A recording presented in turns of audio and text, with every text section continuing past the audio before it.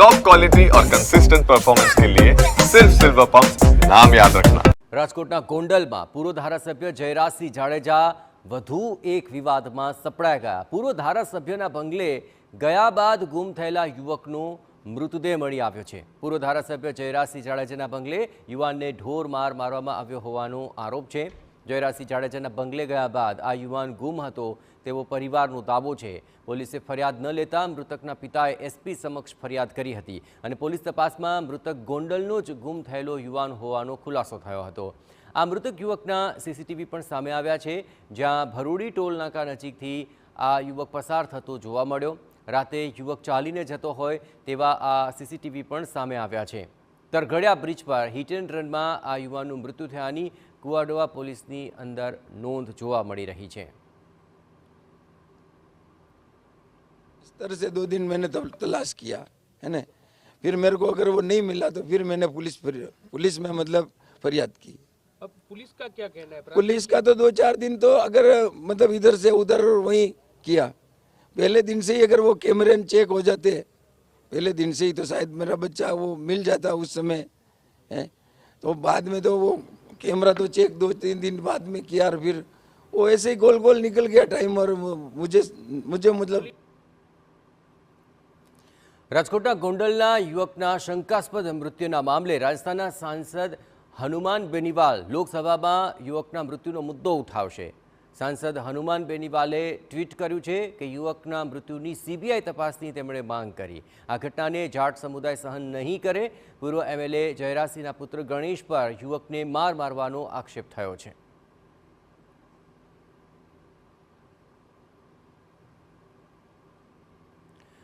હવે આ સમગ્ર મામલો જે છે તેમાં સીબીઆઈ તપાસની માંગ ઉઠી રહી છે અને નાગોર રાજસ્થાનના સાંસદ હનુમાન બેનીવાલે ટ્વીટ કરીને આ મામલો સંસદ સુધી ઉઠાવવામાં આવશે તેવો તેમણે ટ્વીટના માધ્યમથી કહ્યું છે। આપણે જણાવીએ કે આ સમગ્ર મામલે હવે યુવકનું મૃત્યુ થયું અને તેની સામે જે શોધ તપાસ થવા માટે કાર્યવાહી થવી જોઈએ તેવા પણ આખરે ઘણી જ પોલીસની ઢીલી નીતિ જોવા મળી અને તેને લઈને પરિવારજનો પણ આક્ષેપ કરી રહ્યા છે।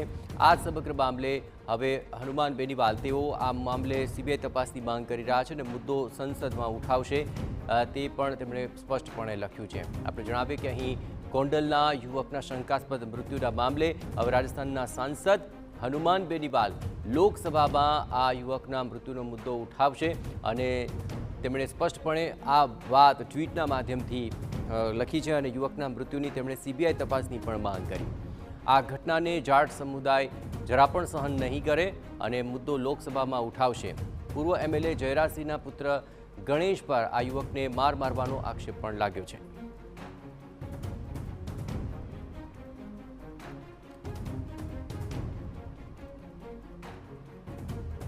તો આ ઘટનાને લઈને જાટ સમુદાય કોઈપણ પ્રકારે સમાધાન નહીં કરે અને મુદ્દો લોકસભા સુધી ઉઠાવશે, કારણ કે આ સમગ્ર મામલે જે યુવાનનું મૃત્યુ થયું છે તેને લઈને પણ તપાસ કરવામાં ન આવી અને સીસીટીવી જે સામે આવ્યા છે તેમાં સ્પષ્ટપણે આ યુવાન જતો હોય તેવું દેખાઈ રહ્યું છે। પૂર્વ એમએલએના પુત્ર ગણેશ પર તેને માર મારવાનો આરોપ લાગ્યો છે અને શંકાસ્પદ મૃત્યુના મામલે તપાસ થયા બાદ જો કે સાચું કારણ આવશે, પરંતુ તપાસ સીબીઆઈ દ્વારા થાય તેવી માંગ રાજસ્થાનના સાંસદ હનુમાન બેનીવાલ કરી રહ્યા છે અને જાટ સમુદાય આ મુદ્દે કોઈપણ પ્રકારે સહન નહીં કરે। મુદ્દો લોકસભામાં પણ તેઓ ઉઠાવશે તેવું સ્પષ્ટપણે તેમણે ટ્વીટના માધ્યમથી લખ્યું છે। ટ્વીટની અંદર તેમણે એ સ્પષ્ટતા કરી છે કે જાટ સમાજ આ પ્રકારના અત્યાચાર સહન નહીં કરે અને લોકસભા સુધી આ મુદ્દો ઉઠાવીને યુવકના મૃત્યુ મામલે સીબીઆઈ તપાસની તેઓ માંગ કરશે।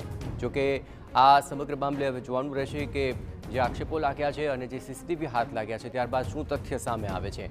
પરંતુ એક વાત તો સ્પષ્ટ છે કે પૂર્વ એમએલએના પુત્ર જેણે આ સમગ્ર મામલે તેના પર આક્ષેપ લાગ્યા છે કે તેણે આ યુવકને ઢોરમાર માર્યો હતો, તેના બંગલે બોલાવાયો હતો અને ત્યારબાદ પિતા પુત્રએ મળીને તેને ઢોરમાર માર્યો અને ત્યારબાદ તેનો મૃતદેહ મળી આવ્યો। આ સમગ્ર મામલે હવે તપાસ બાદ શું સત્ય સામે આવે છે તે જોવું મહત્વપૂર્ણ બની રહેશે। આ યુવાન એ યુપીએસસીની તૈયારી કરી રહ્યો હતો અને તેના પર આખરે માર મારીને તેને મોતને ઘાટ ઉતારાયો।